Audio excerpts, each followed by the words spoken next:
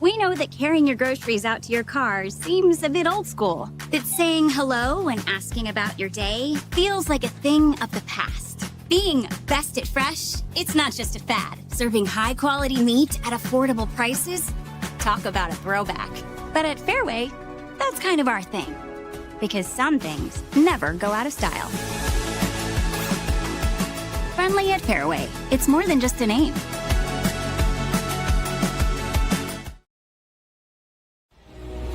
Disney on Ice presents Frozen and Encanto. In one exciting family experience, live in your hometown. Celebrate the power of love. Y Familia. In the show everyone will be talking about. Coming to Casey's Center November 27th through 30th. Tickets on sale now. Visit DisneyOnIce.com today.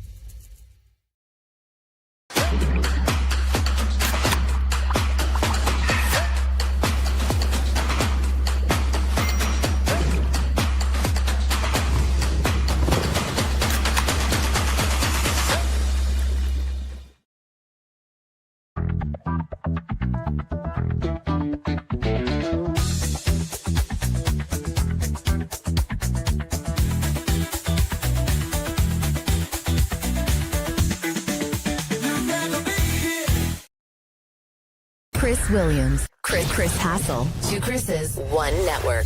This is Two Guys. Presented by Fairway Meat and Grocery. From the Channel Seed Studios, this is Two Guys. Exclusively on Iowa Everywhere.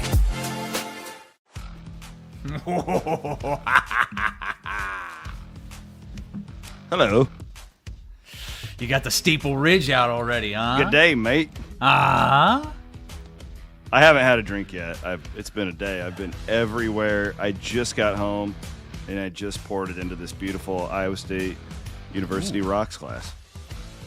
Ooh, that looks nice. This is my favorite, Steeple Ridge. This is the Sweet Mash Rye. This is my last bottle of it. I decided to open it up for the night show. Matt says he's already 4 drinks in. He's been waiting for the show all night. You know, Matt, you had a lot. You had about 15 drinks with him a couple weeks ago. Which one was Matt? Guy next to me. The school teacher. Ah, Matty.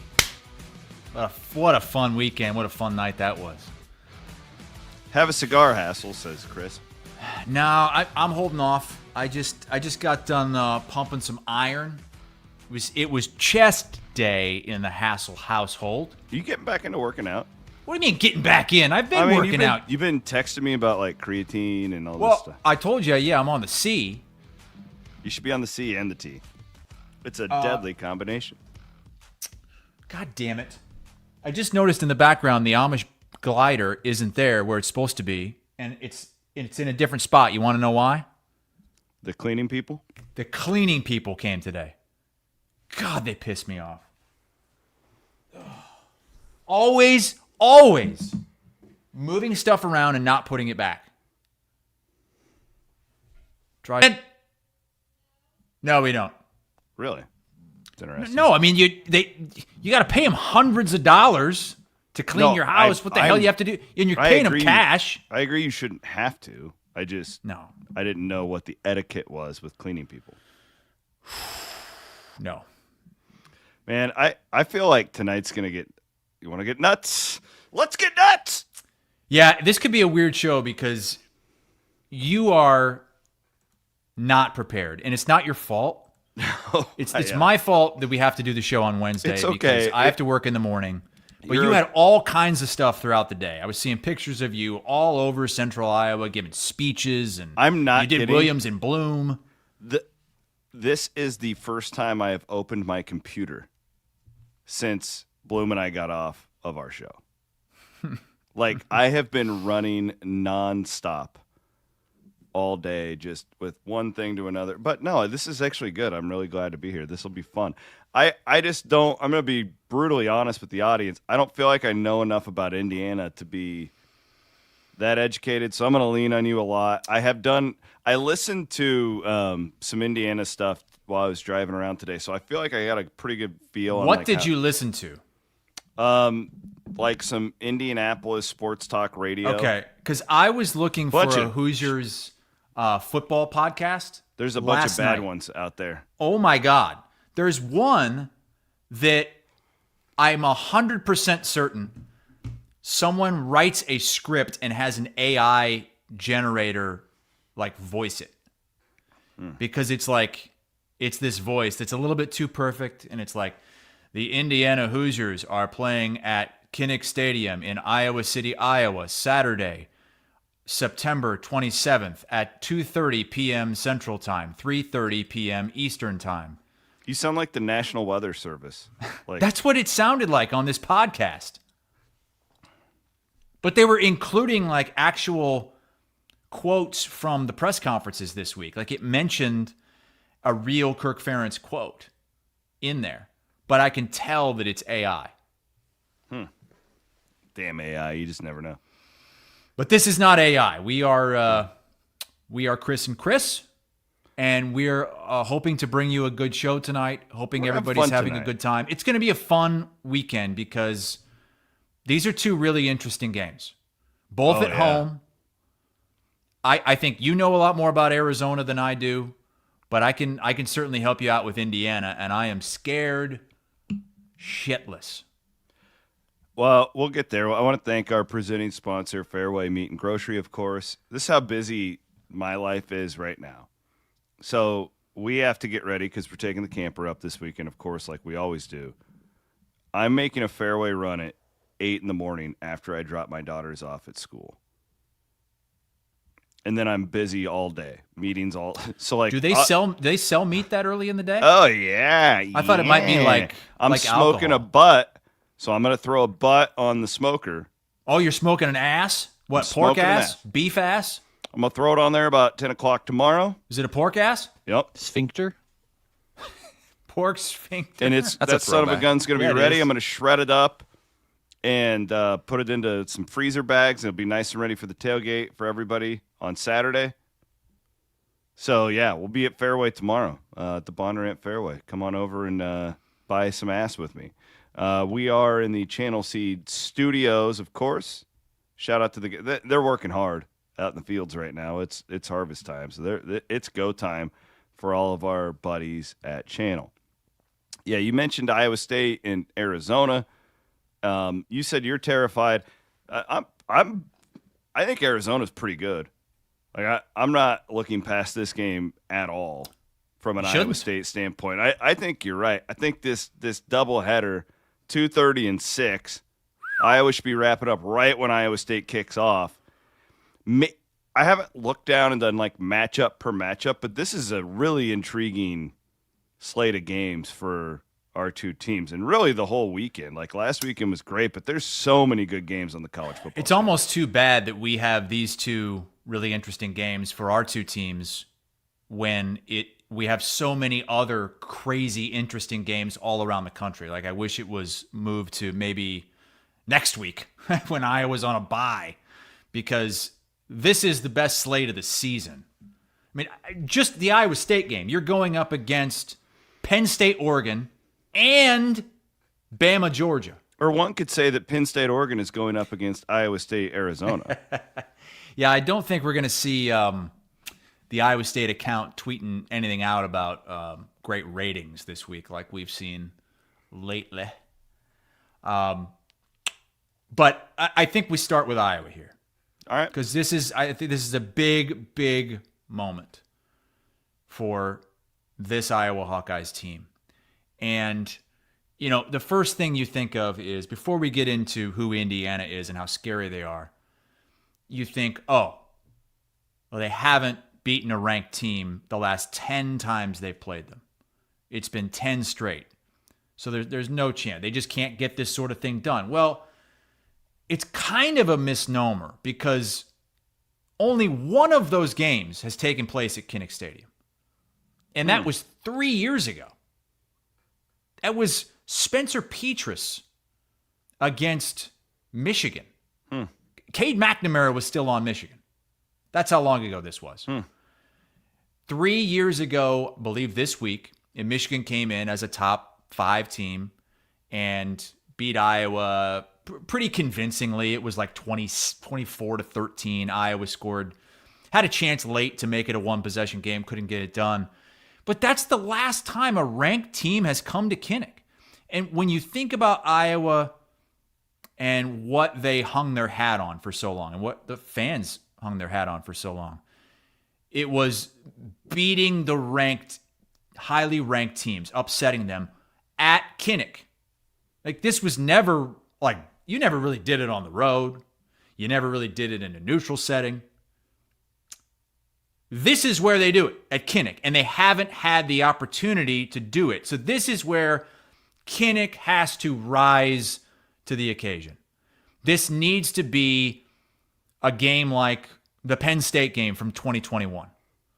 When you back these guys up, the fans are actually having an impact on the game and on the opposing team's offense.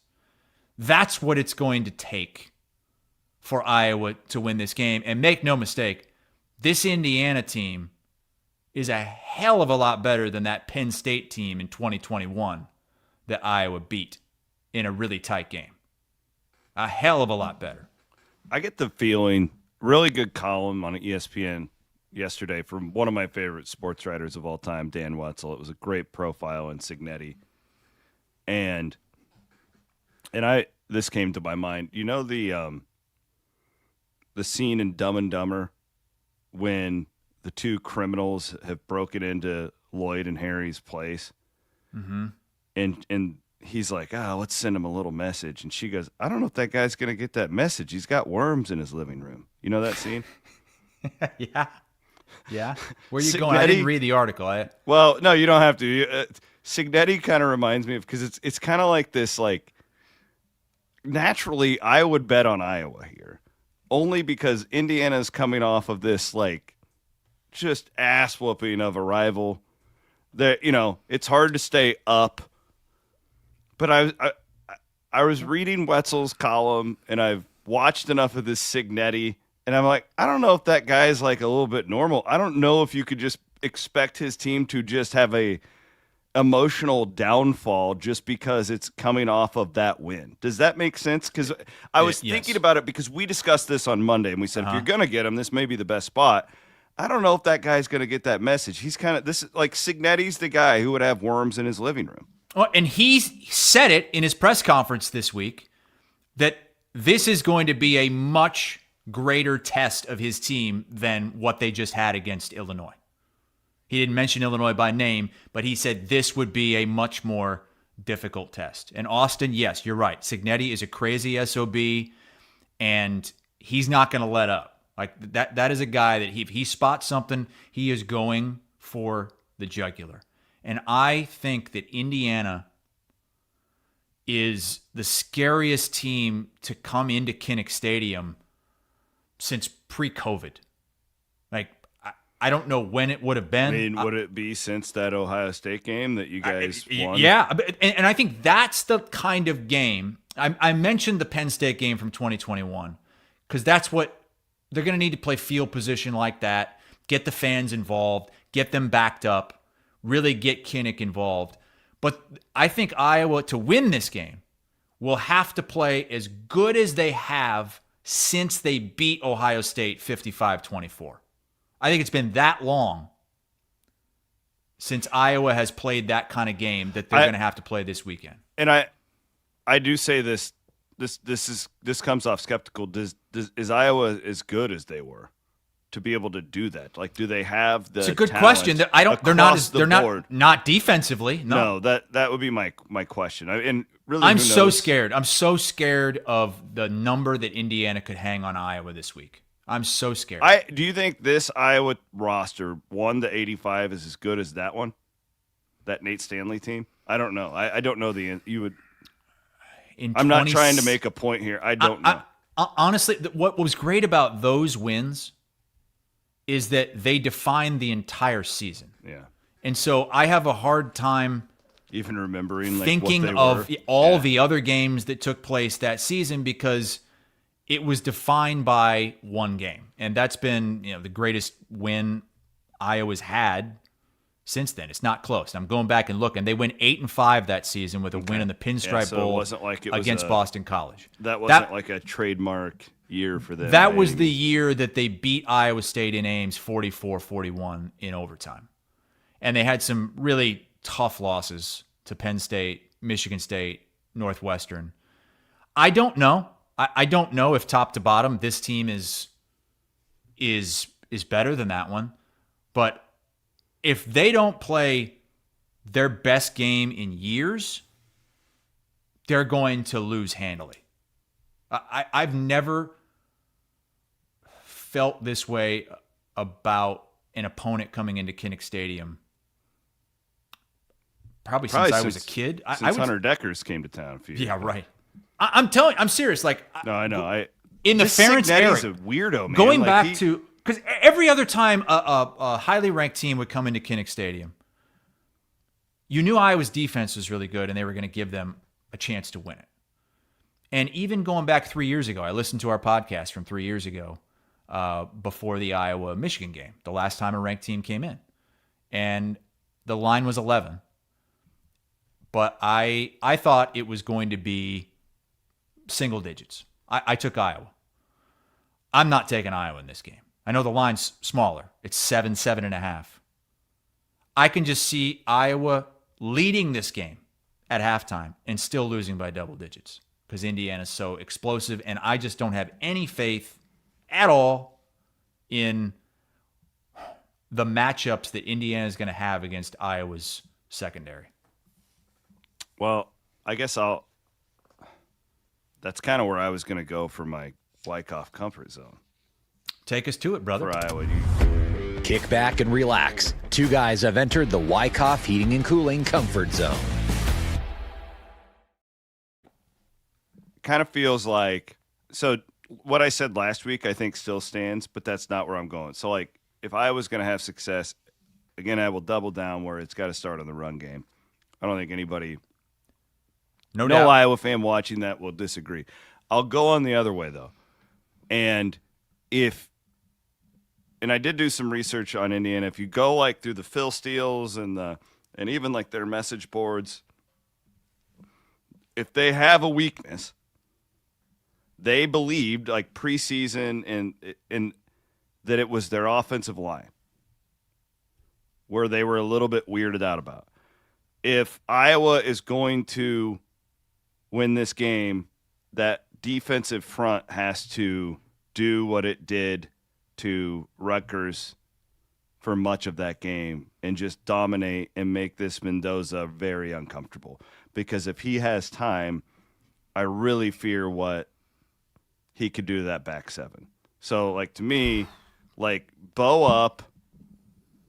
That the Signetti thing, do you see what he said this week about how they broke Illinois' will? Mm-hmm. His words. Mm-hmm. That can't happen. Like, I don't expect that to happen against Iowa. But again, like, this is where do you play your best football at if you're the University of Iowa right now? We lean on our offensive line. That's the best group, I think, on the entire field for Iowa. Yep.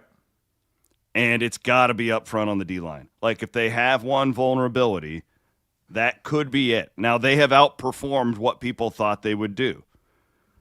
Again, though, I want to go back to this Signetti's not a normal cat. Okay? I just want to show this to you because we haven't paid a lot of attention because they haven't played many relevant games until last week. So they were kind of like just whatever in week one against Old Dominion, who's not terrible. They win 27-14. This is what they've done since then. Kennesaw State 56-9, Indiana State 73-0, Illinois 63-10. So you're and this is also a guy who, and this is kind of what Wetzel wrote in his column. Signetti's perfect for the Indiana job because he loves being the guy who says everybody's disrespecting us. And he's built that culture within that program. So they will run it up on you. They will absolutely light your ass up because even last year, they make it to the playoff, but what are guys like me saying? Well, they didn't beat anybody, right? And I even doubted them going into this year, Chris. I did. I had a unit on Illinois last week. stupidly, and I was wrong. But it's like, what has Indiana done? They still haven't beaten anybody. So Signetti he's an absolute sicko who will do what he can. But how do you disrupt that? You've got to do it at the line of scrimmage. How do you keep from getting 50 points dropped on you? You got to start at the line of scrimmage because their skill guys are really good. The numbers speak for themselves. So that's my comfort zone for Iowa. It's like the offensive thing we've talked.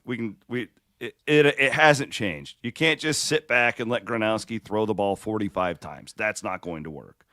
But on defense, man, it's got to start up front because I don't like the matchup of Iowa's linebackers and secondary against this Indiana team. I don't either. And you mentioned Mendoza. He's coming into Kinnick Stadium as the Heisman frontrunner. Mendoza is now the favorite to win the Heisman Trophy at many books with John Mateer's injury. He is also going number one in a lot of mock drafts, including the very latest CBS Sports mock draft. This guy is legit, and he can move. This is an Indiana team that might be even better than they were last year because they've upgraded significantly at quarterback. I think they are. They might be. They might be. So I'm with you. Iowa's got to, and I hate it when coaches say this, we got to shorten the game. I was going to have to. Like, they're going to have to lean on Mark Gronowski to run the football and shorten this game. And they're going to have to get some real big plays on defense. Like, maybe some luck. You got to get multiple turnovers. This is a great example, too, Chris, of like, you ain't in the Big Ten West anymore. And it'll be very clear on Saturday where you couldn't really – Iowa could never – I mean, maybe 10 years ago it worked. The limiting possessions and but then we saw it like as the game evolved, whereas Iowa didn't have the guys anymore. They just couldn't stop people like, when they were getting blown out in these big games, the Big Ten championship games and all that. Yeah. This is a good test of that, okay? Like, and to your point, you've got to be able to move the sticks. You can't just – to shorten the game, you can't go 3 and out and punt it. That's not a good recipe to do that. It makes it nearly impossible. So, yeah, I really like your point. Limit the possessions, do what you can. But I just think, man, it's just got to start up front. And the problem is this Signetti is just their pride comes in out-toughing you. I mean, and he talks about it. These aren't my words. This is what their entire culture is based on. So let's get after it. This will be a fun game. 2:30. Yeah, Iowa has to be the tougher team. I love the quote that turnover early too, right? Yeah, like the Ohio State game. Chad Leistikow tweeted a quote from Logan Jones where he said, "We're going to make it the most physical game you ever play. That's our goal. That's the way we want to do things." And I know they say that every game, but this game in particular, you have to be the tougher team because Indiana has got you at the skill positions when they have the football. They just do. You are going to have to, and I understand Logan Jones is non-defense, but they have to win the game in the trenches. They have to get Mendoza off his spot and a little bit, And the D-line's got to be better than it was in the first half against Rutgers. Oh, my God. Well, I think Phil Parker's got to learn from that, too, and know that you've got to start sending some pressure earlier in this game. You can't just let Mendoza go back there, take the snap, and find his quick slant and let them start rolling down the field because you're not going to stop them. And what we've seen from this Iowa defense is, unlike years past, this is not a bend, don't break defense. Those first 3 drives, they marched it down the field. It wasn't like a 60-yard touchdown. They slammed it right down Iowa's throat once they got inside the red zone. So you can't let them do that. I think you've got to take some chances. You've got to force some turnovers. You've got to try to get in their head because when they have been vulnerable under Signetti, and I understand it's not this year, but they haven't been on the road yet this year. Mm-hmm. They've been vulnerable in big-time road environments against good teams, Notre Dame and Ohio State, but that's when they were vulnerable a year ago. And Kinnick really is going to have to be a difference maker in this game. Very well said. I can't wait. This is going to be Indiana is such an interesting team, and it's just amazing the difference a coach can make. It really is. You go from being kind of like one of the laughing stocks of the old Big Ten East, and then like all of a sudden you're just like you snap your finger and you're a national power. And then I was reading a bunch of stuff this week about how they're all these investments coming into football from boosters who have always just been basketball guys. Yeah. And I think it was Doctorman that said that they have quite a bit more money into the football program than Iowa does. That's Indiana. I completely believe that. Yeah. They got a lot of money over there. All right. Let's thank some of our amazing sponsors. Matt, those dadgum Kaburski brothers, I'd seen them. They were in the neighborhood. They were prowling throughout the neighborhood this last week. I was hanging out with Alex Kaburski yesterday at the They did the Center. old deal where it makes it look like there's poop in your lawn. Yeah, the aeration. Yeah. This is a good reminder. If your lawn was gross this summer, if you had bad service from somebody else, give the Kaburski brothers a try. Yeah, they're doing their fall aeration and seeding right now. They just seeded my lawn, and you know what the cool thing they did? I don't know if they did this to you, Williams. They left a little bag on my doorstep. Did they do this for you? They did. Bag of seed. Full of seed. Yeah. Spreading your seed. We can spread our seed all throughout the neighborhood if we want. You got some bare spots that they didn't hit, throw that seed on there. Yep. That's good stuff. Kaburski brothers do a great job. Our buddies, the Kaburski brothers, of course, they've been longtime supporters of what we do here on Iowa Everywhere. Well, we may as well, as we transition into the Iowa State game. Yeah, can I ask a question? Yeah, absolutely. It's from Spencer. Okay. And I think it's an interesting question. Okay. Spencer wants to know what 7-point dog is more likely to win, Iowa or Arizona? I would say Easily, Arizona. Yeah, Easily. I would say Arizona. I hope it's not the case. I wish it was the other way around. Well, me too. But damn. Well, yeah, I don't want Iowa State losing. Yeah, that's a good question. Arizona's we'll get into that, but let's do our carbless forecast and let's see what it's going to be like kickoff for both of these games, and then we'll get into our breakdown. Maddie, what do we got? Game day forecast brought to you by Carbless, baby. Forgot to grab my carbless. What? It's a Wednesday night at 8 p.m. show. I'll crack a carbless after this. How's that sound? Deal. All right, brother. All right, you first deserve game. it. You've had a good Matt came and supported me when I spoke today. That was really nice of him. We love you, buddy. Yeah, you didn't come, Hassel. Thanks, you dick. I sent him a picture though. Yeah, I got a picture. You looked super tiny.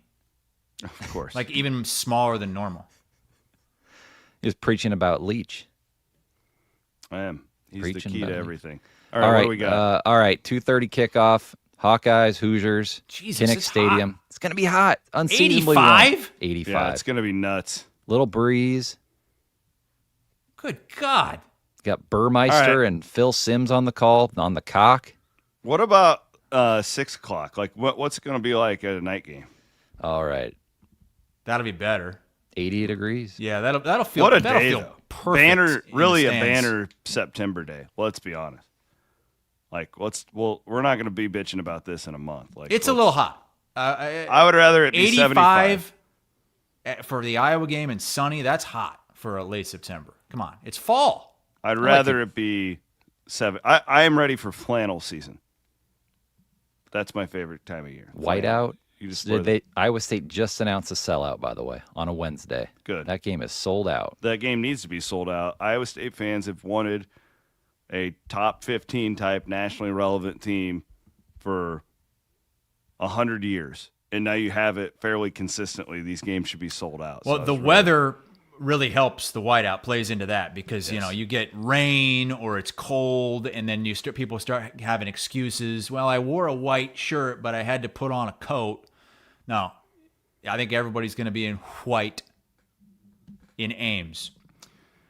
All right, so this Arizona team. Yeah.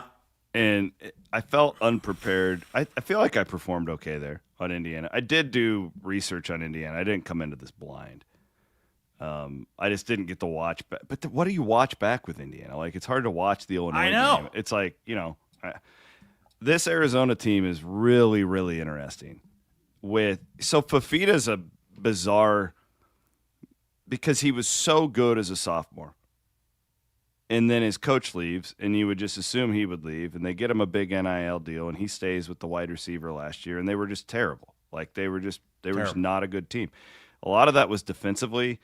and now they are running one of the most unconventional defenses I've ever seen. And I was tipped off on this by a friend on Sunday night, and I had watched it, and I was like, I watched their Kansas State game live, like a lot of our audience did. It was on a Friday night, and I was like, it caught my eye. They weren't doing a lot of gap stuff, but I didn't. You go back, these guys. It is one of the most bizarre, positionless defenses that you'll ever see. So keep that in mind when you go and watch this game. I do think there'll be a little bit of an adjustment period for Iowa State at the beginning. We'll wait and see. But here's what scares me about this game. And of course, we're all pessimistic because that's just how we are on this team. We just expect our teams to lose, right? At least I do.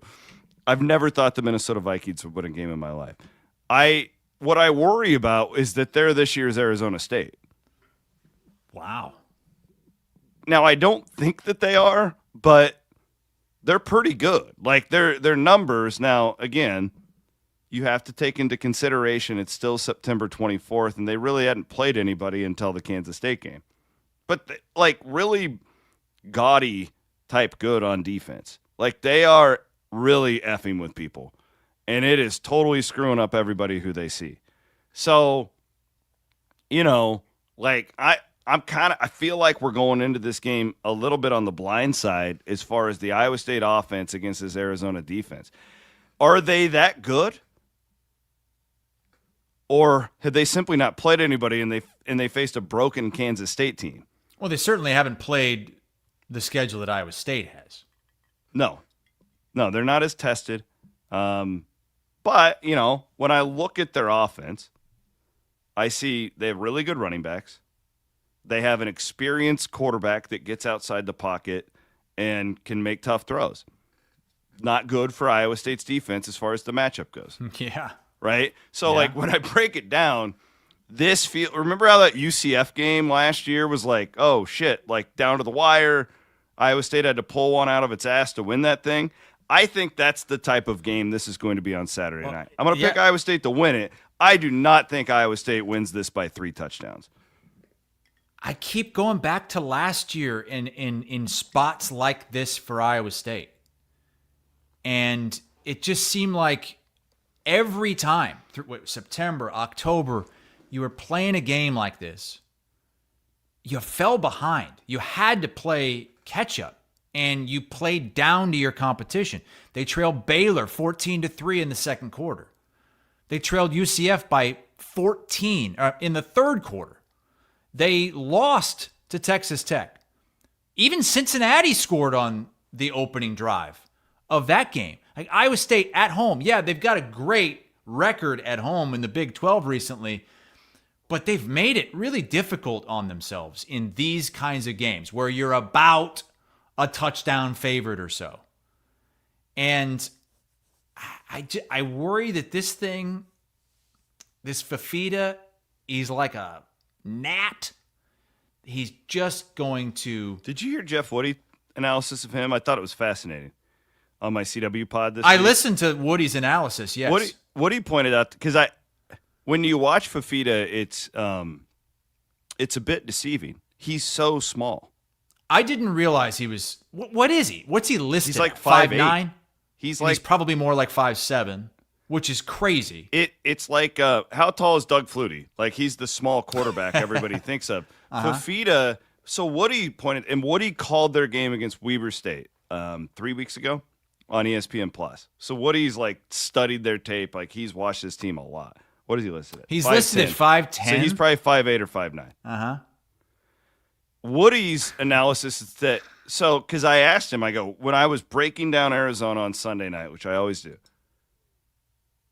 I'm like, their offensive line gets a ton of penalties, holding calls and stuff. It's bizarre. They're one of the most penalized teams in the country, and most of them have come from their offensive line. And I asked Jeff, I'm like, is that a problem? I hadn't even thought of this. He thinks that Fifita is so short that he has to run outside the tackles to throw a lot so he can see. And that creates more holding calls because the line is having to shift more and run around. Which I don't know where he's going. And that is a bad matchup for Iowa State's defense. It's just not great. The dual threat quarterback, what it does, without getting too inside football here, is it takes away your numbers advantage. So you don't drop 8 anymore because you got to bring in a spy on the quarterback, which I'm anticipating Iowa State will do. But Fifita is a different quarterback because he's not really like a runner. He can run, but he's a different type of player than he was 2 years ago. So this, I don't like the matchup, and I just my fear for Iowa State, and I am picking Iowa State to win, by the way, but my fear for Iowa State is that this Arizona team, God, we've seen it, guys, where these teams in the portal era can just flip. And I don't think that Arizona is a team that's going to go 11-1 or anything like that. But what if they are? And what if it's for real as far as what this defense is doing? I'm paranoid. Well, look, it's scary because there's a lot of unknowns with this team, and they've got a quarterback that is playing his best football. Last season, I think he had 10 interceptions through his first 6 or 7 games. This season, 0. Mm-hmm. And I was talking with Bud Elliott from the Cover 3 podcast, and he said Bud I really like his show, by the way. You like Bud? Yeah, I like Bud. Cover 3 is a good show. Good job. I highly recommend it. It's our CBS Sports College Football podcast. You know what I like about them? They don't get too cute. Not too cute. Yeah, you're right. Not too cute. You can't be too cute. You can be clever, just not too cute. It's like grace. Like you can have grace, yes, but you can't develop it. Right. You have to be born. You either have it or you don't. And those guys, they're just not too cute. Nebraska fans hate that show, by the way. More on that a little bit later. Bud said that there are some extreme advanced metrics that take into account like pressure throws, not throws under pressure, but pressure throws in difficult throws. And he is perfect this season. He's like 6 for 6, according to Bud, in these extreme pressure throw moments. And it's not like pressure in the game, like because you're down 7 or whatever, because they haven't been. It's the kind of play that it is. And it's not pressure like he has somebody in his face either. Like it's a very advanced metric, and he's the best in the country so far this season. He's been perfect, absolutely no mistakes, which is wild when you think about what Woody said, that he's 5'8" and he can't see over the line. And I've seen that a lot from some of the shorter NFL quarterbacks lately. Bryce Young is jumping to throw some of his passes now because he can't see over his line. Like, this is a real thing with these short quarterbacks.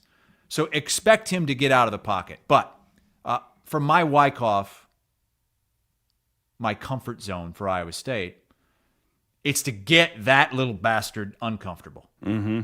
Like, he cannot be as comfortable as he's been all season long, just bee-bapping and scatting around behind that line of scrimmage. Like, you've got to knock him off his spot. Sack him a couple times, get him down, and get him in his head. Because if not, he's a really good quarterback. Remember how much we were talking about him going into last season? Like, he could be a top 3 quarterback in the league. Mm-hmm. He doesn't have Ted McMillan anymore. No, but he's playing a lot better. But if you do a little bit of work with, looking into it, and like, they kind of punted on last year, it felt like. When you listen to like what Brennan says, and like he took the job so late because Fish left for Washington late, and like it was just a really tough situation. It's a really difficult situation. So like I just don't know how much we can grade them on anything. I do wonder though, and I think this is good. Arizona had it as well, right? A bye going into this game. Yes, both teams are coming off a bye. I like that Iowa State had the 2 full weeks trying to prepare for Fifita and that defense. That defense being absolutely such a strange bird. Matt, I'm sending you a text to pull up on the screen because I'm getting information from a bug specialist that we're going to have a really bad day in Ames. What? Bug specialist? Yeah. Like an arborist? No, an arborist is a tree specialist. What is a bug specialist? A buggerist? I don't know, but really... what do you mean? Like there'll be like a bunch of mosquitoes out there? A highly qualified individual. I'll put it at that. Qualified individual. So this was posted on Facebook by Rudy. Rudy Muckenfuss? Yeah, Rudy Muckenfuss. Epnemologist? That'd be entomologist, Whatever. bug scientist.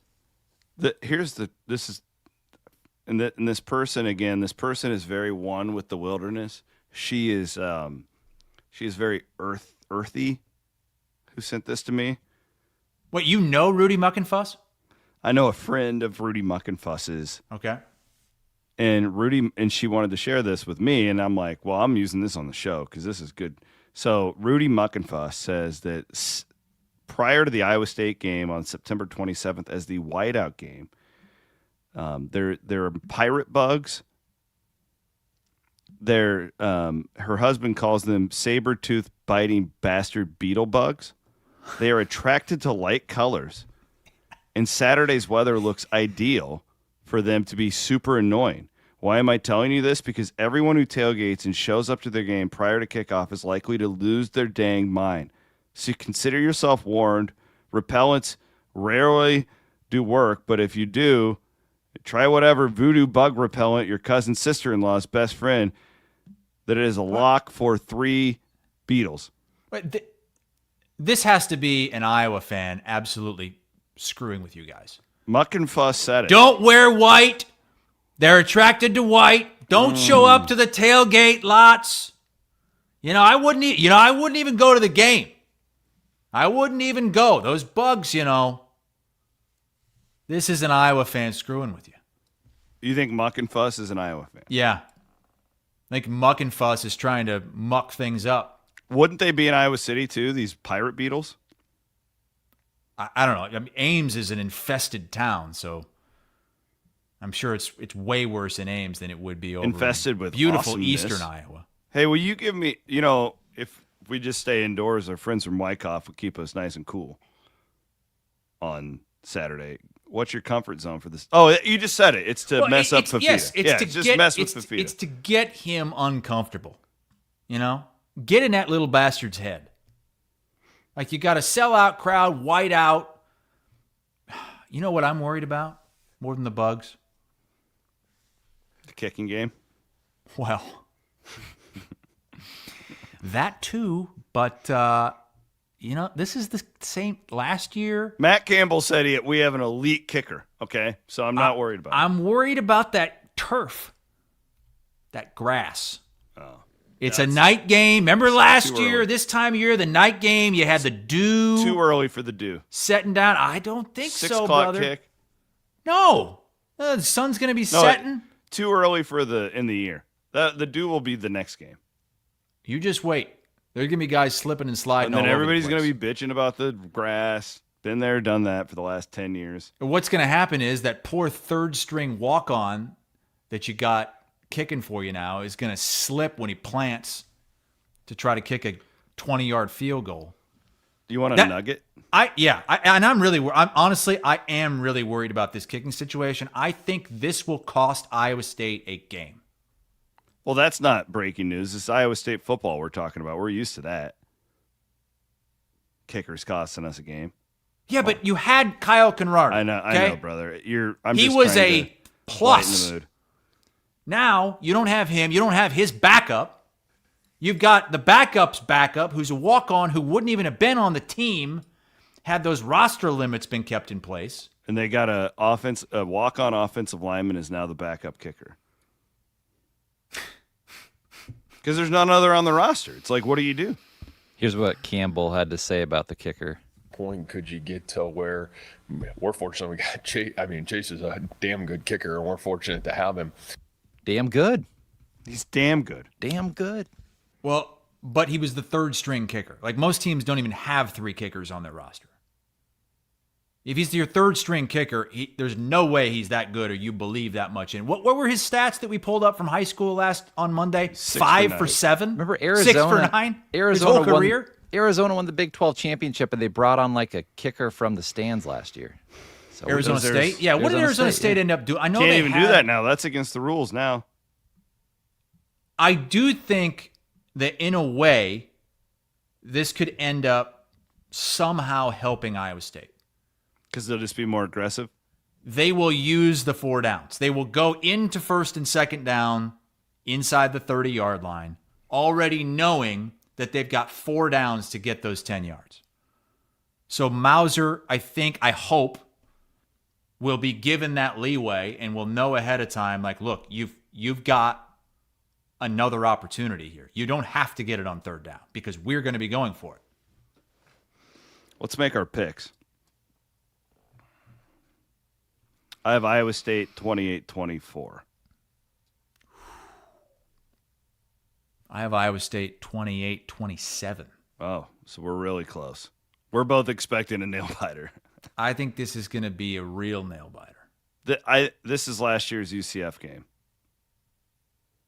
Like, and I hope that it's not. Dude, you could pick out any Iowa State home game that they played, and they were all weird nail biters, except until the very end. You know, you pulled away from Cincinnati, and then Kansas State was the last game of the year, and that was probably the one that had the least amount of stress. All right, what about Iowa? I don't know that I've ever, in my professional life, I don't know that I've ever picked Iowa to lose by double digits at home. I don't know that that's ever happened, but I'm doing it here. And it's less about Iowa and more about how good I think Indiana is and that matchup against Iowa's secondary. The linebackers, the cornerbacks. I've got Indiana 31, Iowa 20, and look, I don't know. 30-17. We're almost exactly 30-17. I picked 31-20 as well, Hassel. We're almost exactly the same on both games. All of our experts picked Indiana, and all of our experts picked Iowa State. Even Downs? Downs picked Look Indiana? Look at Downs. Oh, my God. 38-34. Shootout. Jeez. What's odd to me is that all this talk about Iowa losing to these ranked teams and how's Iowa going to get over the hump? Well, you got to have a better offense, right? You've got to have a capable offense. You've got to be able to score some points. Yet in this game, I feel like it's way more about what Iowa does defensively. Well, and the frustrating part, if I were an Iowa fan, would be if you had Gronowski, I don't know, 3 years ago with that defense, or even 2 years ago with that defense, how good could you have been? Right? Yeah, because a few years ago, they had one of the best defenses in the country. They don't have that anymore. You have better tight ends, maybe not as good of an offensive line, but I would also argue, like I did then, I don't know if your offensive line sucked or if it was just such a bad scheme that everybody knew what was coming, and of course the line's going to look bad. But that would be the whatever. That's in the past. But I agree with you. Iowa's defense, and last week was really fun. I was really happy for you guys that you saw a fun football game. You got to celebrate. I'm serious. Like, for a lot of it, we couldn't enjoy it because it was like they're giving up touchdown after touchdown after touchdown. There's no way they're going to win the game. And like, do you trust that you can do that offensively against Indiana or Oregon? Or there's going to have to be some, dare I say, Kinnick Magic. Don't I just coined that term. Kinnick Magic on Saturday. That's what Iowa needs. I hate this bastard. It's my style of talk, sports talk. I love little drops like that. They make me so happy. I hate this bastard. God. All right, there you go. We have the exact same opinion on both games. I think it's going to be a really, really anxious Saturday in the state of Iowa. Kinnick is going to be rocking. Like, it just stay in the game in the first half. Please, just stay in the game. They will. I think. You know what I really want to see? I really want to see a punt that backs Indiana up into that north end zone inside the 3-yard line. I really want to see that when it's less than a one-possession game and see where we go from there. Yeah, and see if you can get in their head. Like that Penn State game, that's what I remember from that game. Yeah. Like they couldn't get a snap off there for like 10 minutes. It was crazy. I'd never seen anything like that. That's the kind of stuff they're going to need in this game, man. All right. Thank our friends at Freedom Tire, of course. Remember them. What's interesting about them is it's not like their tire is in their name, but I really want to hammer this home. They can be your like go-to spot for oil changes, just all your normal maintenance on whatever you drive. They have locations all around the Des Moines Metro. They're phenomenal sponsors. I love it when I can just text the owner of these companies, and I can do that with Quentin. He respects and loves what we're doing with local media, and we want to do that with him. Appreciate those guys so very much. All right, baby. Let's get up. It's about game day. Get up. It's game day. Chris Williams and Chris Hassel take a look at this week's best games. Powered by Game Day Men's Health. I'm going to start because two of my games are on Friday. Oh, yeah. I knew you were going to pick at least one of the Friday games. I left that one for you. I love these Friday games. This is awesome. So we've got... You and Bloom are going to be sitting there touching tips watching this thing at the RV lot. Can we be honest? You would love to be there. I don't know if I can handle another night at the RV lot this year. I think that might be a one-time-a-year thing. No, I think you need to come back. Fairway Meat and Grocery Meat Fest will be for the Arizona State game. Get your ass on up here. See if Zawolinsky wants to come over. I'm not kidding. You should come. Well, I mean, you want to do Meat Fest with me and Coop? Who's Iowa playing? Hey, who does Coop? Matt, who does Iowa play on November 1st? November 1st. I don't know off the top of my head. We're going to do a Halloween themed Meat Fest because Halloween's the night before. Are you going to dress up your meat? The wife has she's going to make like bloody balls. Bye week for Iowa. Yeah! No excuses now, bitch. What did you say? Bloody balls? What are you talking about? Where you got to stick the only way you can eat them is if you stick your hands down into and you just get blood all over your face as you're eating meatballs. The handballs from Fairway. Jesus Christ. That sounds terrible. It's going to be a Halloween-themed meat fest this year. And you know the rules. No sides. Yeah. We only it has eat to protein. Have a mother, correct? Absolutely. If it didn't have a mother, we don't eat it. Period. All right. I got Florida State at Virginia. Interesting line. Yeah. Florida State -7. I think it's 7.5 now. I thought I saw that today. Do you remember the Tiki Barber game? It was a Thursday night when they beat number 3 Florida State on a Thursday night when we were kids. Oh yeah, and it was like one of the biggest upsets that we could ever remember. It's probably the last time I've watched a Virginia football game. Warwick Dunn, I think, played in that game. Not saying this happens, but this is very interesting because the ACC with Clemson dropping to 1-3, it's basically a 2-horse race at this point. Miami. And you know who Florida State has next week? No. South Florida? Oh, is that next week? Okay, I thought it was in 2 weeks. Oh, man. Well, so you got a look-ahead factor. I think it's next week. I thought it was in 2. Okay. Miami, it's the 4th. Is that next week? Yeah. It's coming, brother. Yep. So I'm just saying weird things happen Friday night. I'm going to keep an eye on it. Playoff implications here. Florida State, I know they beat Bama. Props to them. They beat the hell out of them. It was a great win. Now you got to go on the road, your first road game, and that place is going to be hot waiting for them. So that's a 6 o'clock kick. So then at 8 o'clock, TCU is at Arizona State. Ooh, look at the logo that Van Woke chose here. I like that. The horny frog. Real horny frog. Yeah. What a game in the Big 12 on Friday night. Huge. 2 legitimate Big 12 championship college football playoff contenders meeting up under the lights, Sun Devil Stadium. Bring it on. Love both of these games. For what it's worth, I like Arizona State in this one. And then last for me is great one in the SEC. that's going to be totally overshadowed by other games throughout college football this weekend. Well, it is in its kind of its own little window. True. At 2:30. It's got to go up against Iowa and Indiana on the cock. But I think this is the ABC game at 2:30. LSU at Ole Miss, and Ole Miss is a slight favorite. And I've been to this game in Oxford. Okay. Have you really? I did, yes. This was the same day that the Paul Rhodes team lost to Kansas State with like the 5 fumbles. Oh, God. That got Rhodes fired. Yes, I went to it.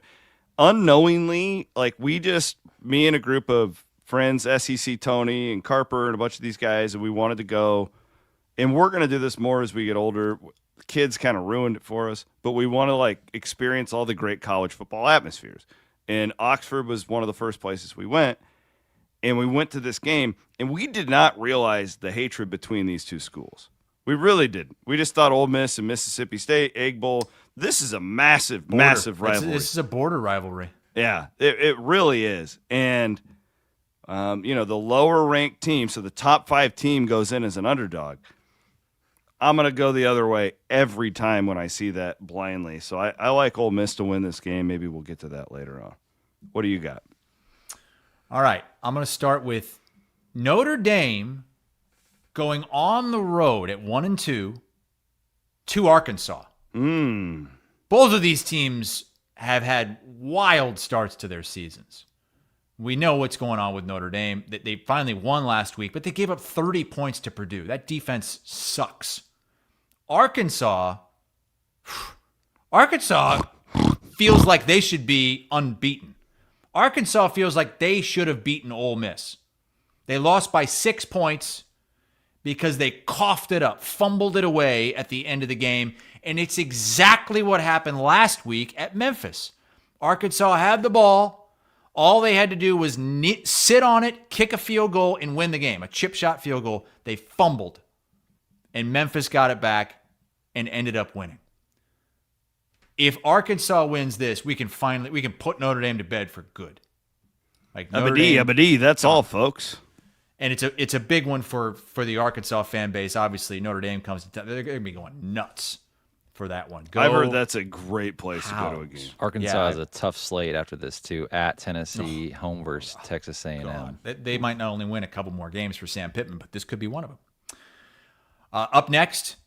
What a hard job is Arkansas, by the way. Can we just quick, what a brutal job that is. They'd be way better off in the Big 12. Way better off. Yeah. They would be like a power in the Big 12. They could be, yeah. They really could. Up next, this is a no-brainer. It's Alabama at Georgia. It's Kirby Smart with his 1-6 record against Alabama. And honestly, Georgia has a more pressure on them than Alabama, even though Kalen DeBoer could fall to 2-2. Georgia coming off that huge come-from-behind victory at Tennessee. And Alabama trying to climb back into the playoff and SEC picture if they can pull off that win. The line's only 2.5, 3 points here with Alabama on the road. I'm responsible journalist. Feel like we need to spread this to our audience. Random user on YouTube. This is his lock of the century. Okay? Random user's lock of the century is Georgia -3. So listen, not from me, from random user on YouTube. I'm pretty sure random user earlier in our game day top games of the week said that Ole Miss was the lock of the decade. Oh. And they were going to expose LSU. But I wonder what Taint Candy thinks. Tate Candy, where are you? Tate Candy, where are you? We get a different audience after dark, don't we? Speaking of that, can I pour a little more of this Steeple Ridge? You guys are. Sure. Am I behaving? Yeah, you're good, man. You're good. I got one more game for you. I'd love to hear it. It's easy. Oregon at Penn State. Whiteout. James Franklin. Can he win a big one? He won a few big games last year. You know, they got into the playoff. They won a playoff game. Oregon was the number 1 seed last year. Oregon looks really good. Drew Aller has not looked that good yet this season. Penn State's played bouncers and bartenders. Can they rise to this occasion against Oregon? That's going to be fun to watch. This is a difficult mental game for me. I was all over Penn State being the number one team in the country all summer, and I've kept them number one in my poll, and I've been steadfast with that. Mm-hmm. There's no team in the country that's impressed me more when I've watched them than Oregon. Wow, even more than Miami? Miami would be top 3 probably, but I think Oregon he is an impressive coach. Well, Penn State, just a ridiculous non-con. They played Nevada, FIU, and Villanova. It is weird, yeah, but it is weird how people's convictions can change after just 3 weeks, and it's why I've kept Penn State number one on my poll. They've done nothing to make me take them off of that, but what a test here. I don't know if they have the best resume, Oregon, but man, when you watch them, they're a freaking impressive football program. That guy, he would be smart to stay out there and just do the Nike thing. They could win multiple national championships in the next 5-6 years. I truly believe that. And both those teams coming to Kinnick Stadium later on this season. Well, let's and you got to go to USC, who's really good. Yeah. Right? Feeling good about that one. That was one of my locks of the year in the preseason, was my over for USC. Feeling real good about that one, right? But, God, that trip for Iowa just got a lot worse. That was kind of a tweener game for a lot. I didn't know tweener game anymore. I didn't think it was a tweener game. That's another game that I think Iowa might lose by double digits. Okay, well, so we did our game day men's health. Get up, it's game day segment. The tea is flowing. We just poured a little bit more Steeple Ridge. I think we should make everybody in our audience a ton of money right now. Are you still fading me? I hope you are. No, This is when you jump on. Dude, you said that last week. My best NFL bet, I lost by a half of a point. I had the 49ers minus 1.5, and they win by 1. That's almost impossible to do. God Dropping damn it. these locks all over your face. I'm 4-9. I love 3 of your picks. I just love 3 of them. I will absolutely tail. I do feel like I like these picks. I think I'm going at least 3-1 this week. Yeah, I think you did a great job with these, Chris. All right, about to drop these locks all over your Wild face. Rose Casinos in Clinton, Emmitsburg, and Jefferson. I've been to Clinton. I've been to Jefferson. By far the 2 best sports books you'll find in the state of Iowa. I've not been to the Emmitsburg one.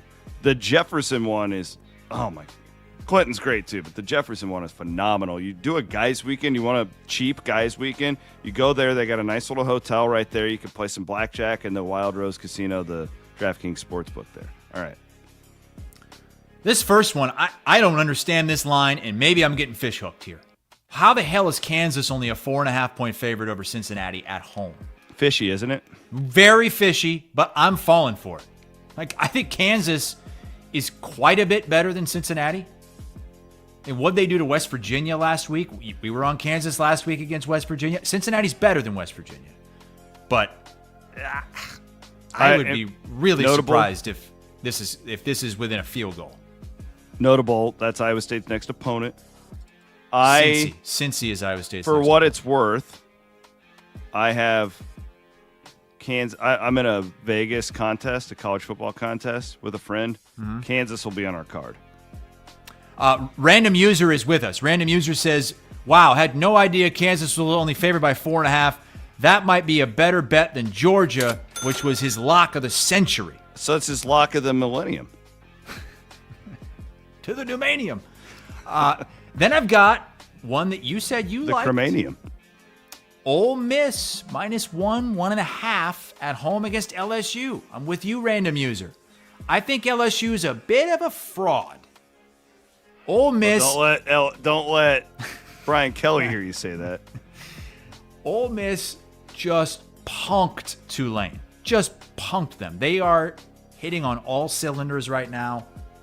I think this is Lane Kiffin's got the good vibes. Brian Kelly's just bitching and moaning about everything.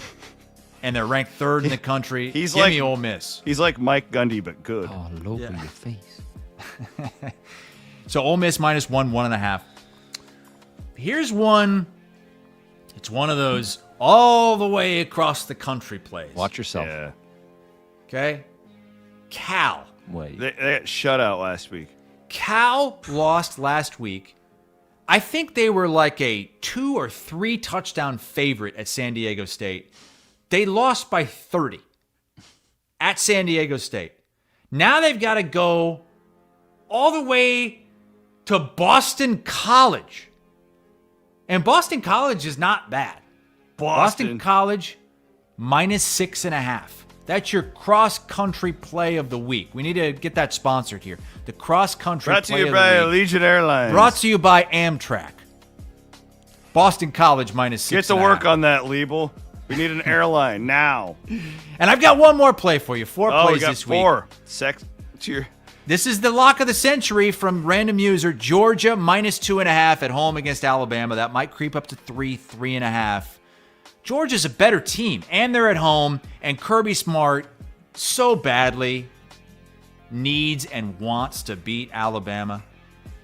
They found their stride against Tennessee. Give me the dog. All right, let's Hassel that 4-9. You're going minimum 3-1 this week. I think so too. All right, I got 3 for you. I'm going to take Oregon plus 3.5 at Penn State, even if they lose. Like, this just feels like it's a. I don't see a blowout happening one way or another here. It's either Oregon wins the game or this is close, in my opinion. And I have real conviction that Penn State was the best team in the country going into it. But Oregon's impressed me that much, and it looks like the smart money agrees with me as far as where this line was compared to where it is. So I'd bet that one. Yeah, I'm going to take the hook and go. Give me the hook for faux show. If this is 2.5, I'm not playing it. Uh-huh. This screams 27-24 to me. I'm with you. The Ole Miss LSU game. That one's whenever you have the top 5 team as an underdog to a lower ranked team, you always play it. You just do it blindly, especially if the lower ranked team is at home. That is bait. That is what we call square bait. They're coming for you, and you just play Ole Miss blindly. So I'm going to do that. And this is my favorite. Y'all want to get nuts? Let's get nuts! Missouri's a 44.5-point favorite over, you guessed it, UMass. The Fighting Marcus Camby's. Yeah, what was the line in the Iowa game for UMass? Wasn't it like 36? 33 or something. I'm going to just give you Missouri real quick, okay? So I watched them. I watched them devour my Cox last week. 29-20 was the final there. I also watched very closely with you when they beat Kansas 42-31, okay? Mm-hmm. So 2 good wins against good teams at home. Their other games, they beat Central Arkansas 61-6, and they beat Louisiana, who, traditionally isn't. Both of those, they're not good this year. Like, Louisiana's 1-3, and I don't think Central Arkansas is that great either, but they're traditionally not bad programs. They beat 52-10. That UMass team sucks. I'm sorry. What are you laughing at? Kiefer in the comments said that the headshot that we use for this, the locks of the week, Williams' headshot looks like a flyer for someone who went through a halfway house and turned their life around after serving time. That'd be the Clarendon Academy. Get it right. Oh, God, that's good. Where's your Clarendon Academy sweater that Samson got you? That's a Clarendon Correctional Facilities, not the Clarendon Academy. Ben, and it's in my pull up the shot of us from 3 years ago that I posted for Can the, you please the commentate? Do you like my Missouri beating UMass by 45 or more? Iowa beat them by 40, so yeah. Yeah, if Missouri's Iowa better can than beat those Iowa. bastards by 40, Missouri's going to beat the shit out of them. Yeah, Missouri by 60 in this game. UMass is terrible. Missouri and this what Dirkowitz, Drinkovich or whatever his name is. Drinkowitz. Yeah, he's about as nutty What'd as the you call him, Indiana guy. Jerkovich? He's about as crazy as Signetti is.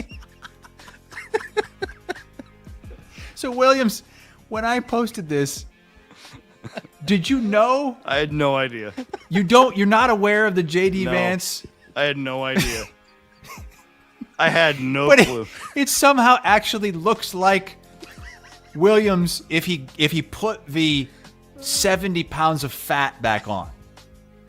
That's what you would look like. And I responded to this not knowing this was a thing. I go, that looks like a fat and bald J.D. Vance. It really was a screenshot from that show.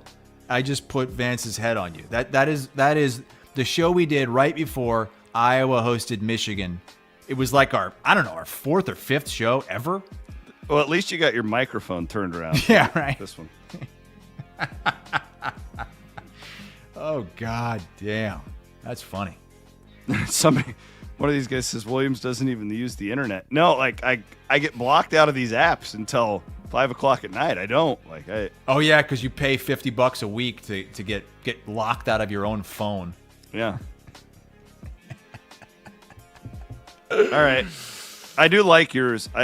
The Missouri one is fun, but the trends, it hasn't been as good this year, but the trends love it when these FBS teams play each other and one of them's a huge favorite. You just bet the favorite blindly. Although UMass had a bye week. UMass hasn't played since that. Did you hear Matt Campbell's stat? Did you watch Matt's press conference this week? No. Of course, he left out that the other team was on a bye.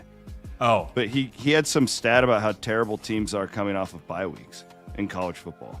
Because basically the theory is that college students aren't mature enough, like when you get them off of their routine, to... You know what? He's talked about that before. I seem to remember him bringing that up in seasons past. But there's a lot of like Iowa and... I don't believe Matt's stat. Or like Iowa State and Arizona this week that are both coming off byes. I think a lot of times both teams are like Alabama, Georgia. They are both coming off a bye. Anytime Alabama plays LSU, they are both coming off a bye. So I think that could skew the numbers a little bit. I don't believe Matt's stat.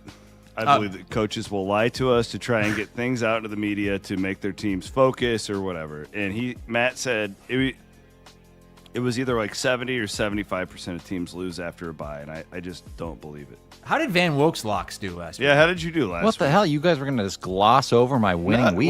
We're not glossing. I went We ain't 3-1. glossing. Did you really? Wow. Well, y'all laughed at me when I had the Iowa under, and it was nearly hit the over in the first half. Yeah, that was a bad pick. But yeah, it was. But I went 3-0 the rest of the way. Okay, Nobody what do you talks got? about those. All right, I love all. There's a trend here. You see, Man, you got a see my lot of trend here? favorites this week, man. Road favorites. Road that's it. favorites. Ooh. Oh, my God. Hear me out, though. I went 3-1. Okay, I want to hear out. you. I want to hear you. Those fighting Willie Fritzes, man. I love this pick. Minus Willie 13 Fritz. and a half. Oregon State's horrible. They're 0-4 to start the year. Give me 2 touchdowns to Houston. I think they're better than that. You like that, Williams? Weird road trip, though. It is. I like Houston a lot. I think they're much better than people think. That it's hard for them in the style that they play to blow teams out, but that doesn't mean it won't happen here. Okay. I think, what does Oregon State even have? Like, I don't know. But I think Houston's underrated. I have Utah minus 13 and a half at West Virginia. They are Okay? pissed off. They are Okay, pissed off. I had this circled. Okay. Now, I'm going to tell you why I back. talked myself out. Yes, this was on my list, Matt. So I'm going to be devil's advocate, but Okay. I had West Virginia at plus 13 and a half. The reason being was Utah has to go cross country coming off of its first loss, and it was like, wait a minute, maybe they're just not that good. Maybe they're a Utah like last year that's really good in the trenches, but their skill players just aren't that good. But then I thought, well, maybe West Virginia just lost. They just left everything out there against Pitt, and they just actually really suck. They were emasculated last week by Kansas. And if you look at it, you would go, that Texas Tech-Utah game was actually really close for 3 quarters. And then Utah just kind of let it get away with it. Yeah. So I talked myself off of West Virginia, and now I side with you. Okay. I think Utah's a lot better than what they put up against Tech. I think Tech's legit. I mean, we talked about that on Monday, but I think they're legit. I like Utah here. It is on the road, but I think they have a much better offensive line. I think they're kind of bully West Virginia in this game and kind of run up the score. So I like Utah minus 13. And I would also add, I don't know if there's another D-line in the Big 12 that can neutralize Utah's offensive line other than what Texas Tech It's can not do. West Virginia. Yeah. I wouldn't go crazy on that one, but I'd throw a unit on it. I don't it. like your next pick. Why? Yeah, this is Ohio State I- minus 8.5 at Washington. I think the sharp money's on Washington because that number's come down. It I'm was all 9.5 over Washington. yesterday. Yeah. Ohio State hasn't in their non-con. What they put up like 70 on Grambling, but they Freshman haven't been. quarterback. They haven't been great offensively. I don't Gotta think go they've impressed West. too much, but Yeah, but Washington has a pretty young quarterback as well, not a freshman. But that is a real that place is going to be jumping. I Bam love Weeks, this pick takes balls. This takes giant it does. balls. 3-1, baby. All right. We're riding it. I am And on then- the opposite side of your last one. BYU minus 6.5 at Colorado. I liked this with the 6.5. I like the half point there. I think Colorado has figured a little bit of it out. I think that Salter, you like him? They're feeling good about Caden Salter. This is the game they need to be able to turn around their season. BYU went on the road at East Carolina, was really impressive last week. I think they only gave have up been. 3 points in the They first have half, been. and Carolina just scored a garbage touchdown. They've been good. They've been good this year. Portland State 69-0, 27-3 against Stanford. But I think BYU. I think they're legit this year too.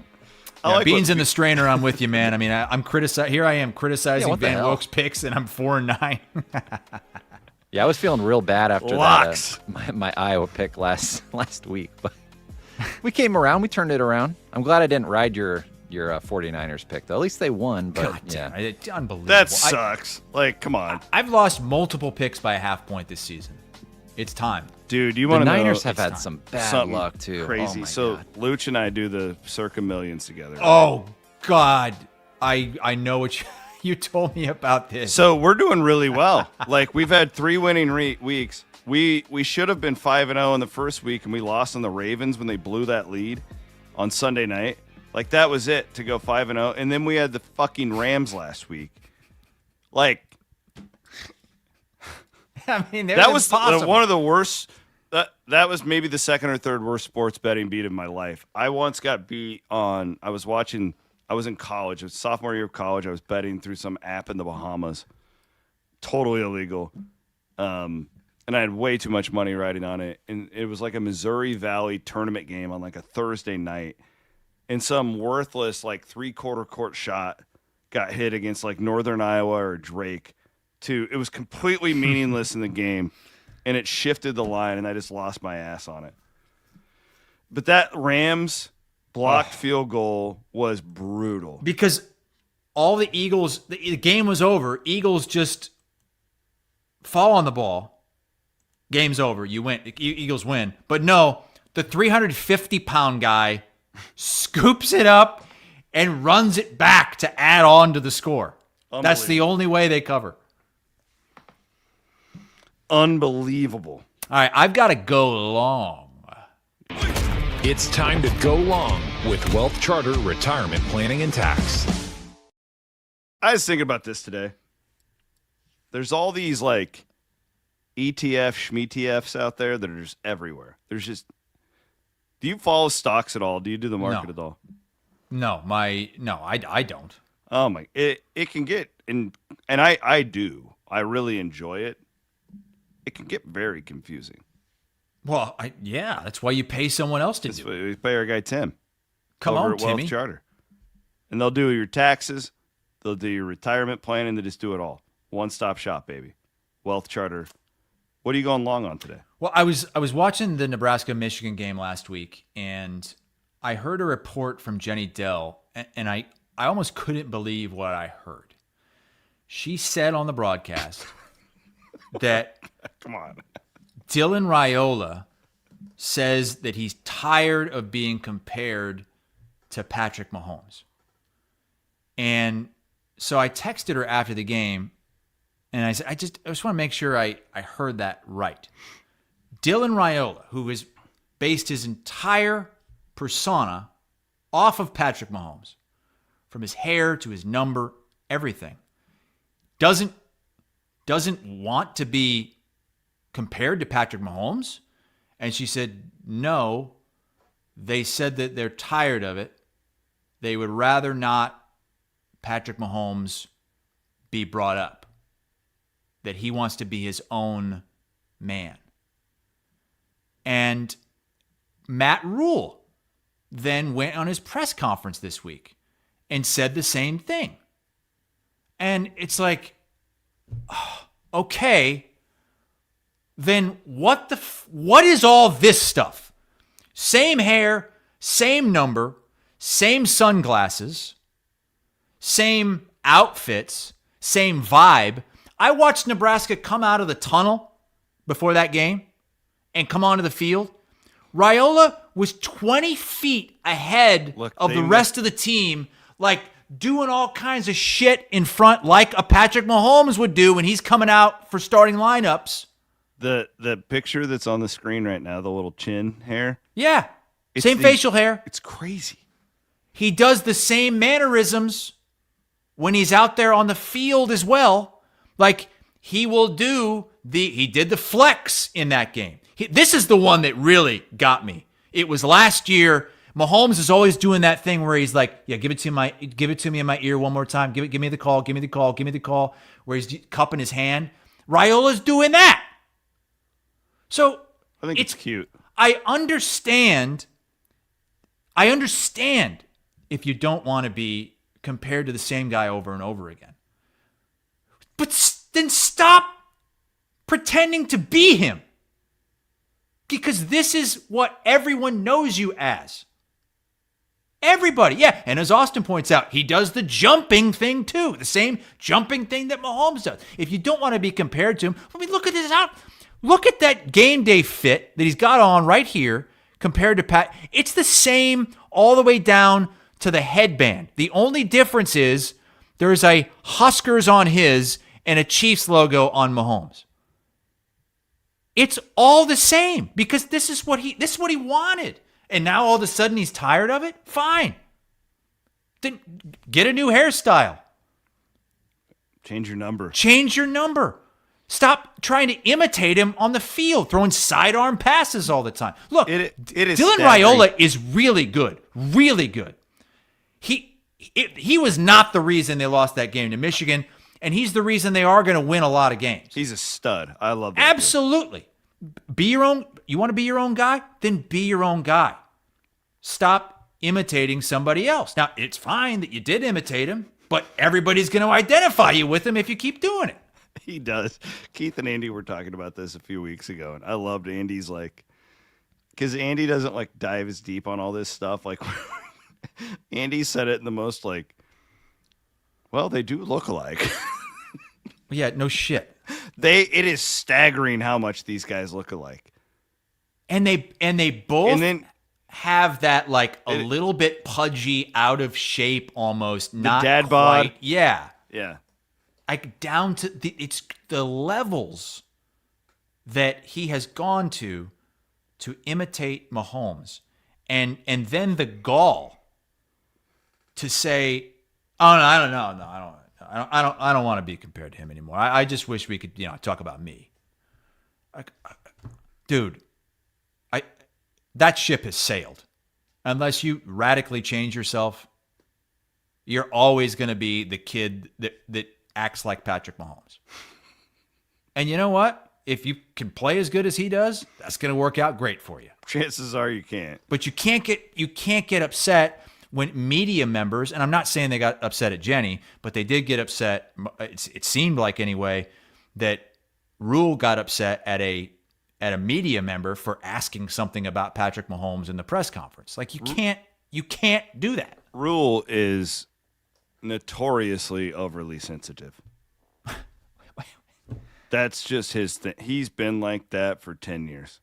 It's why I've never really been too fond of the guy, because he loves, what did he do last year? They didn't shake hands against Iowa. Yeah. And he was kind of a punk about it, right? Very much so. Yeah.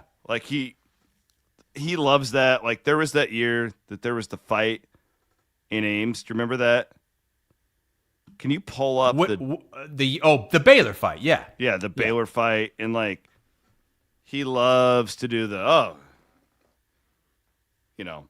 completely play these things That's down. a good impression. Like we don't know what you're talking about. Like that's what he does. It drives me nuts. I wish he wasn't the coach at Nebraska because I actually, in a weird way, and I know that most of our listeners and viewers will not understand this, and that's fine. I grew up going to Nebraska games. We were not Nebraska fans. We did not wear Nebraska shirts. But my dad and I shared a love of college football, and we would go and watch Tommy Frazier, and we would go and watch Lawrence Phillips, and whenever there was an interesting team coming, we would just go because an hour from our house, there was this top 5 football program. And it was closer, like nobody went to Ames. Iowa City was a 5-hour drive. We went to a lot of Nebraska games. I was so jealous of Keith and Jenny last week that they got to go and be in that atmosphere. Because to this day, I'm 41 years old. I don't know if I've been in a better sports atmosphere than when Nebraska was winning national championships. I really don't. Vikings, Minneapolis Miracle, Vikings playoff game is really freaking good. But like it is a special place, and I enjoy that about college football. I'm not a Nebraska fan. Don't get me wrong here. But it is better when they're relevant. Like yeah. I was excited to watch that game and watch that atmosphere. We need more good Midwestern teams. Like I'm a fan of like keeping that out of the South. Like we need this to be a national sport, not just a regional one in the southwestern corner of our state. And so like I have a little bit of a soft spot for them, but Rule makes it impossible for me to root for them. I just don't like the guy. Like it's not personal. It's not. I think he's a really, really, really good football coach. I think that he'll get him to like 8-4 consistently. But like the defensiveness, and he's constantly he overtalks is his problem, and then he talks too much, and then he gets himself into trouble. Just if he would stop at like 75%, he would be much more palatable to me. We had a large contingent of CBS Sports HQ people that went to Lincoln this past week for the game, and I spoke with several of them today, Danny Cannell included. And they all said it was like the worst food experience that they've ever had. No matter where they went, it was terrible. Yeah, he said that they went to places that people recommended. One of them was a sushi place.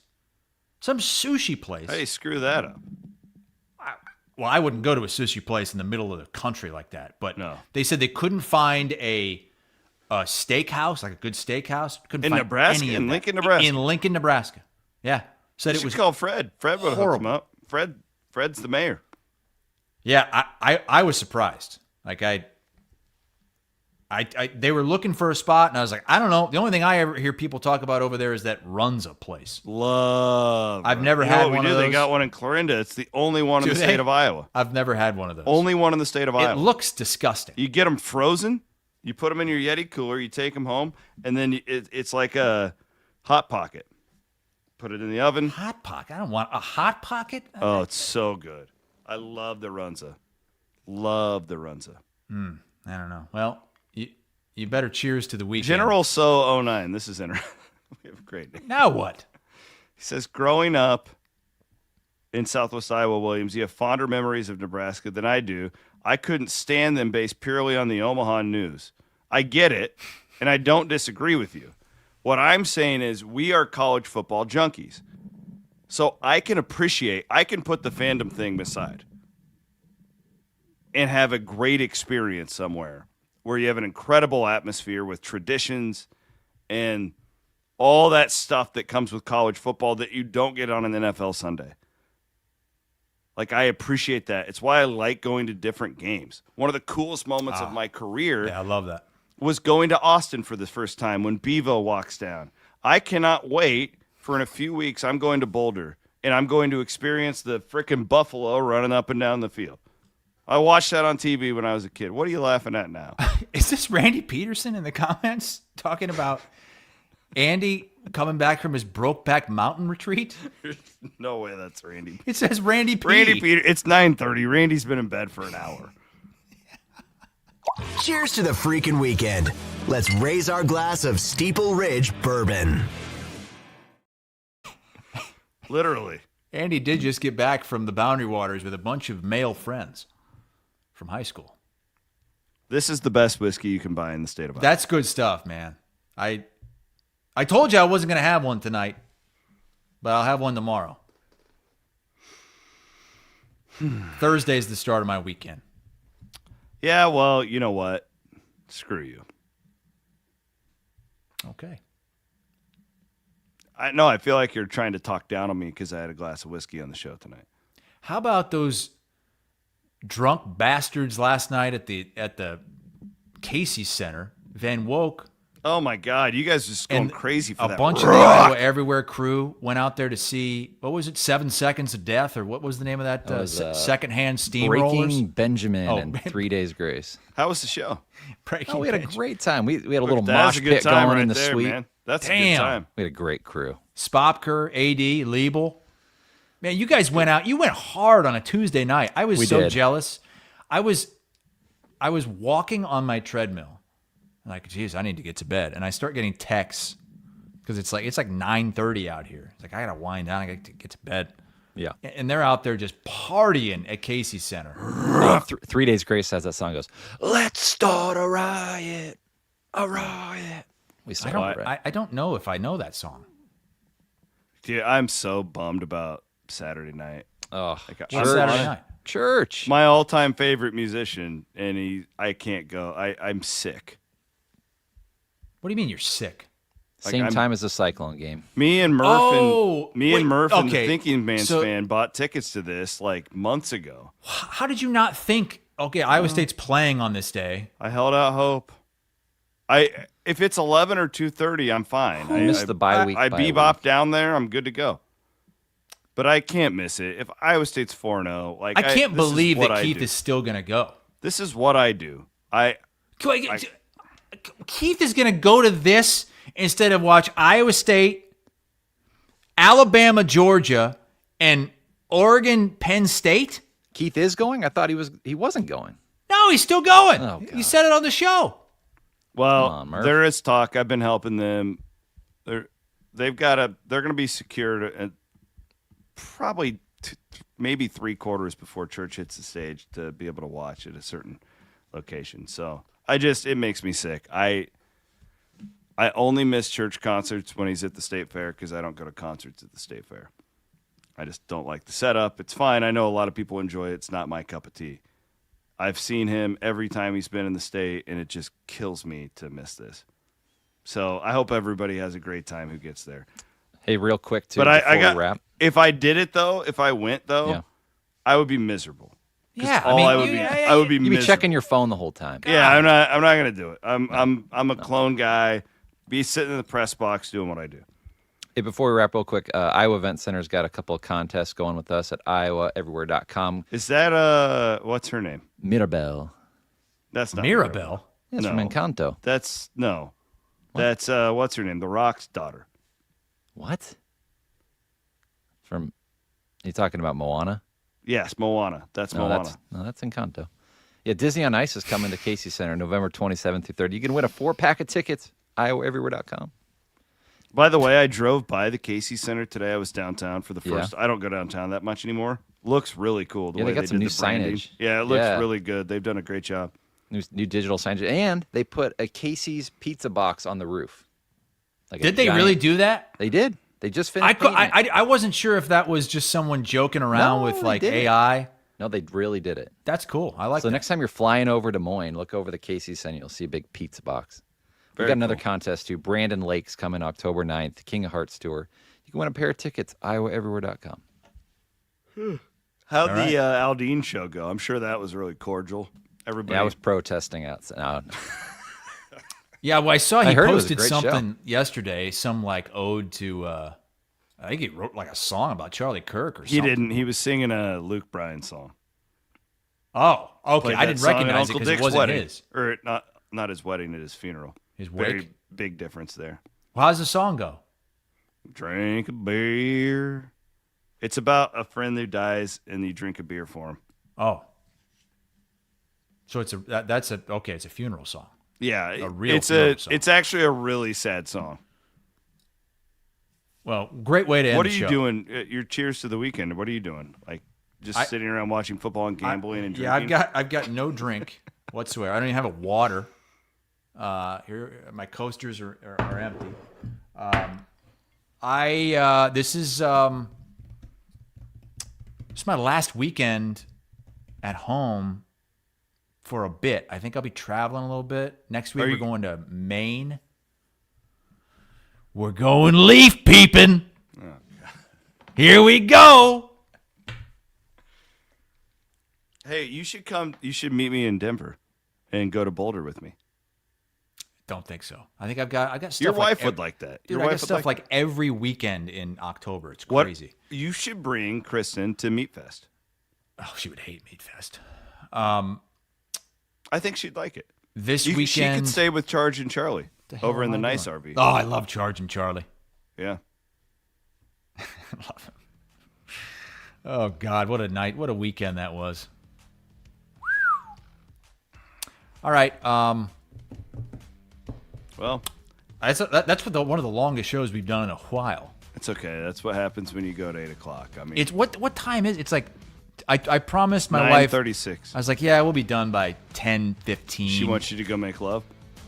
She's trying to go to sleep. She usually goes to bed at 9:30. I thought she was waiting on you to make love before you went to bed. We're going to open up our leaf peeping book. Take a little peep into what we might be seeing next week in Portland, Maine. Of all the things I don't get, and I know I'm not cultured, I get it. The leaf thing, like, I don't understand. I don't understand it. If you don't want to go to Maine and you live in Iowa, go up to Duluth right now. Leaf peeping I don't up even there get is it in Iowa. It's perfect. like, yeah, I drive down the street and it's like, oh, they're red. Like, Yeah, but you don't get real fall foliage in Iowa. There the aren't hell enough you trees. don't? You don't. Right, look around. Dude, stop. You ever seen a harvest? Stop it. You don't get that unless you're in like northeast Iowa. You do not get it. You don't know what you're talking about. You never been to Waubonsee State Park down by you've Sydney never in peeped. Fremont County? You've never peeped. Have you ever been to Fremont County? Is that a county in Iowa? Have you ever been to the Ledges in Boone?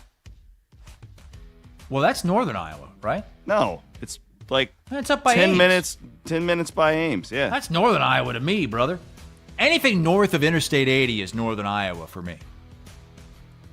I will never understand the leaf thing. Like, I get like, oh, the mountains are pretty. Look at the ocean. The leaf thing, I don't get. It's incredible. You can do it on Google. You know that, right? They got pictures of You leaves. can look at the beach on Google too. This is true, but you can't. You can hear. look at the mountains on Google. Meet me out in Denver in a few weeks. What? I don't think so. I don't think I could handle being around your little book opening. Your little book meet and greet. You've proven that you cannot handle being around me on a college football weekend. No, that's good stuff. All right. Love you, man. Thanks, Maddie. Appreciate you. Everybody for meeting us on a Wednesday night. Very much appreciated. We appreciate your flexibility more than anything. We don't take your loyalty and hanging out with us for granted. So appreciate Fairway Meat and Grocery, our friends at Channel Seed. Best of luck with your harvest, and we will be back on Monday. Subscribe to our YouTube channel for the rest of our awesome Iowa Everywhere program the rest of the week. Later.